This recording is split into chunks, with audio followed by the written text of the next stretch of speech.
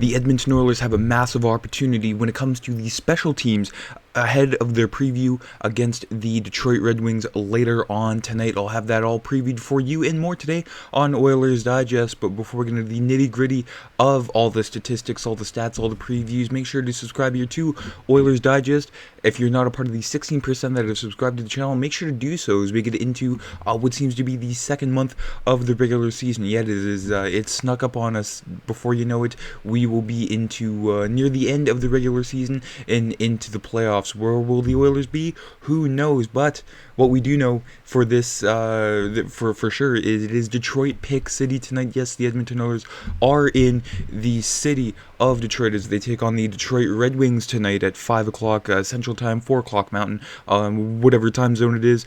Figure it out yourselves, but they're up against the Detroit Red Wings, and we'll break down the lineups here from Bob Stauffer of the Oilers Radio Network. It seems to be the exact same lineup that did take off against the Pittsburgh Penguins on Friday night. Of course, if it's not broken, do not fix it. Nugent-Hopkins, Connor McDavid, Zach Hyman. Still trying to get Zach Hyman on the board. I know Nugent-Hopkins early in the third period on Friday finally got his first of the year, so we got that monkey off of his back. But now it is Zach Hyman's turn. And then on the second line here, which seemed to be, the Oilers' best line on Friday night, Vasily Podkolzin, Leon Draisaitl, the birthday boy. Yes, number 29 turns 29 today. And on his right side, Victor Arvidsson, who seems to be okay after being shaken up by Patterson of the Pittsburgh Penguins on Friday night. Went into the boards hard, but he is A-okay. And then Jeff Skinner, Adam Henry, Connor Brown on the third line. And then lastly here, Matisse Janmark, Derek Ryan, and Corey Perry on the fourth line. And when it comes to the defense, there are no substitutions either.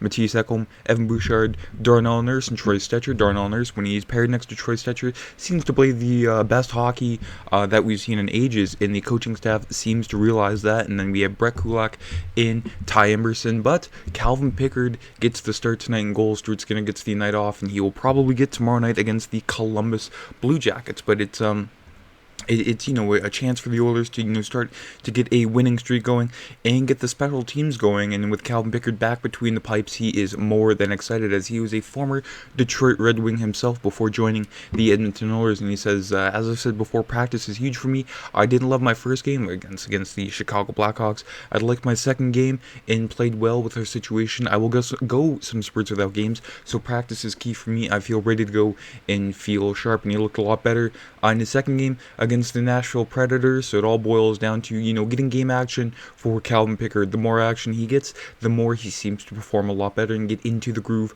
a lot quicker. And when it comes to the Oilers special teams, just their whole performance, Kris Knoblauch had this to say, not just getting an ego after the Pittsburgh game. He said, they have to be level-headed. There are a lot of things I like about our game, especially our 5-on-5.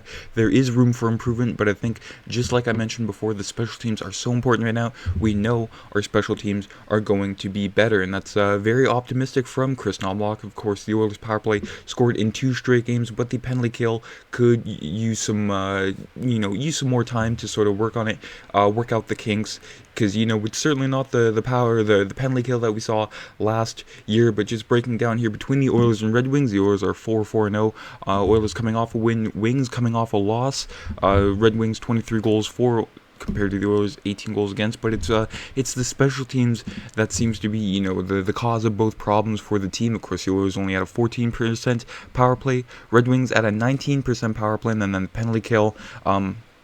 Actually, they are the 2 worst penalty kills in the league. I'll have that chart for you in just a second. But, the Oilers and Red Wings, aside from a few underlying stats, seem to be pretty comparable to the Red Wings, except for the Corsi 4 percentage. The Oilers almost at 60% Corsi 4, and then the Red Wings very abysmal at only 41% on the Corsi 4 there.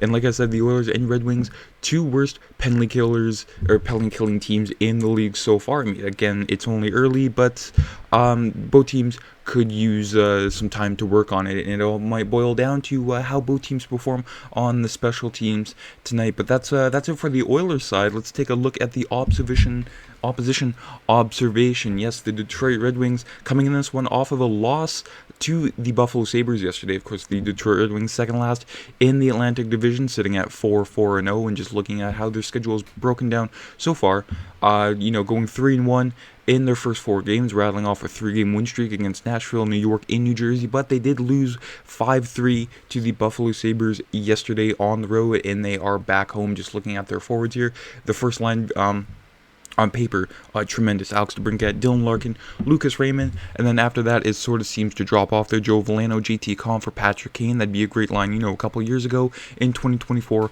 not so much. And then Vladimir Tarasenko, Marco Kasper, and Jonathan Berggren, and then Michael Rasmussen, Andrew Kopp, and Christian Fischer. So, not a whole lot of depth on this Detroit team. They did lose a lot of depth in the offseason. Of course, losing guys like Daniel Sprong, for example, to the Vancouver Canucks. So the Red Wings, on paper, aside from that first line, not really a whole much, but on the defensive side, a lot of young names: Simon Edmondson, Moritz Seider, and then the that 4, Ben Sherratt, Jeff Petrie, Eric Gustafsson, and Justin Hall. It's kind of questionable. You kind of wonder what the Yzer plan is up to in Detroit. I know Steve Yzerman, beloved in, as a Detroit Red Wing, as a player, but as a GM, a lot left to be desired compared to his Tampa Bay days. And then Cam Talbot, a former Oiler, is expected to start between the pipes for Detroit tonight due to Alex Lyon playing yesterday this season. Cam Talbot is 2-1-0 with a 3.21 goals against average and a .913 save percentage. Of course, he got the start on Thursday, picking up the win, but other than that, 37 years old Cam Talbot, he's getting a little old.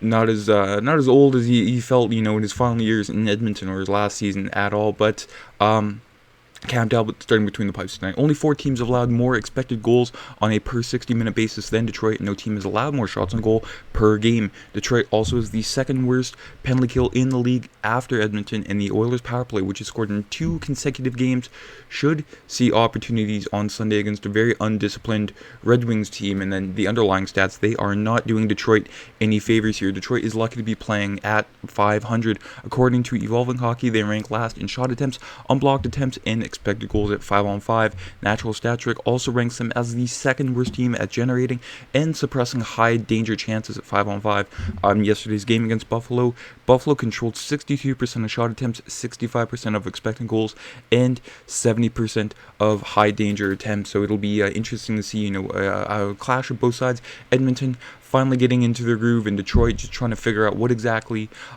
is going on here. And again, it all boils down to how special teams perform tonight, which PK can finally get out of their rut, and which power play is going to finally get going again. Like I said, Edmonton scored 2 power play goals in 2 consecutive games there, so it all boils down to did the lineup, the lineup units shake up sort of help the first unit sort of get back into a rhythm there after noticing, okay, if things go wrong, things will change, and they started to, remember, hey, we're, an historic team on the power play. It'll be very interesting to see tonight what happens, and we will have a recap for you tomorrow. That's it for today's video. Let me know down in the comments what you think about the lineup, and what do you think about the Oilers at this point of the season. Are you worried? Are you just letting things ride? Let me know down in the comments. Enjoy the game tonight. I'm Matt.